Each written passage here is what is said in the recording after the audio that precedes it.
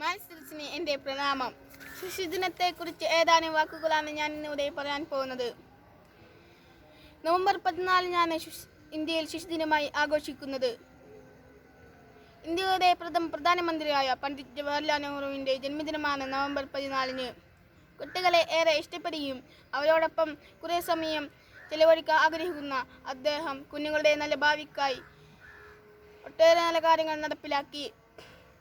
കുഞ്ഞുങ്ങൾ ചാച്ചാജി എന്ന് വിളിക്കുന്ന അദ്ദേഹത്തിൻ്റെ ജന്മദിനമാണ് ശിശുദിനമായി ആഘോഷിക്കുന്നത്.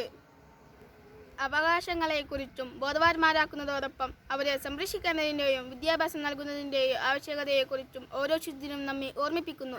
കുട്ടികൾക്കെതിരെയുള്ള ആക്രമണങ്ങളും അനീതിയും കൂടിവരുന്ന ഈ ലോകത്ത് ബാലവേലയും കുട്ടികൾക്കെതിരെയായ ആക്രമണങ്ങൾ ഇല്ലാത്ത ഇന്ത്യയെയാണ് നെഹ്റു സ്വപ്നം കണ്ടിരുന്നത്. വിദ്യാഭ്യാസത്തിലൂടെ മാത്രമേ അത് നേടാനാവൂ എന്ന് അദ്ദേഹം തെളിയിച്ചു. അദ്ദേഹത്തിൻ്റെ ആഗ്രഹം പോലെ നമുക്ക് പഠിച്ചു വളർന്ന് നല്ലൊരു ഇന്ത്യക്കായി ഒത്തുചേർന്ന് പ്രവർത്തിക്കാം. എല്ലാവർക്കും എൻ്റെ ശിശുദിന ആശംസകൾ.